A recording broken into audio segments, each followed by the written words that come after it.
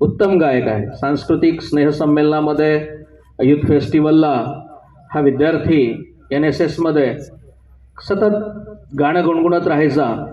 म्हणजे असं म्हणतात ना की ज्याच्या आयुष्यात गाणं असतं त्याच्या आयुष्याला एक नाद आणि लय प्राप्त झालेली असते.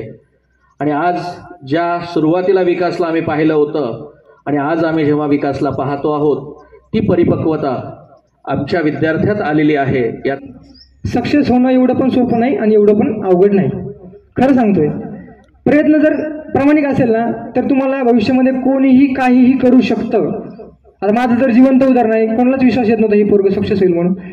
त्याच्यामुळं सांगायचं म्हणजे आपण कधी कुठे कसं काय भेटू याऐवजी कधी कसा कुठे आयुष्यात काय करू हे ज्याला जमलं ना तो 100% आयुष्यामध्ये सक्सेस होतो.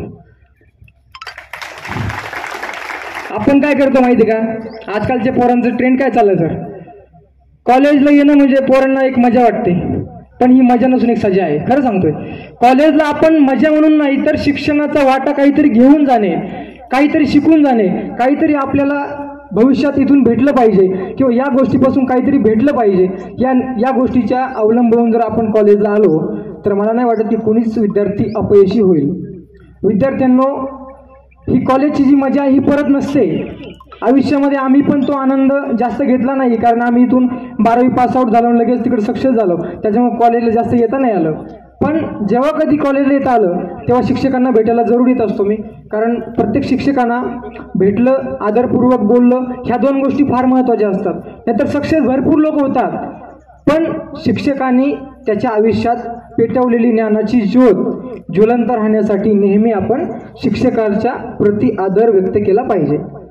विद्यार्थ्यांनो, आज जे माजी विद्यार्थ्यांचं स्नेहमिलन आहे ह्या कार्यक्रमाची रूपरेषा अशी आहे की आज अनेक जुन्या आठवणी ताज्या होतात, जुने मित्र भेटतात, सांगतात की अरे आपण त्या वर्गात बसायचो, आपण इथं बसायचो, आपण अशी मजा करायचो, तशी मजा करायचो.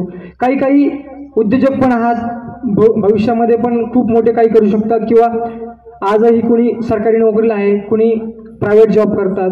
ह्या गोष्टी आपण भविष्यामध्ये एकमेकांना सांगत असतो. ह्याचं आपल्या येणाऱ्या पिढीवर काय परिणाम पडतो. आता इथं बरेचसे यशस्वी झालेले स्पर्धा परीक्षेमधले पण माझ्यापेक्षाही मोठे सिनियर लोक काही आहेत, ते पण तुम्हाला सांगतीलच.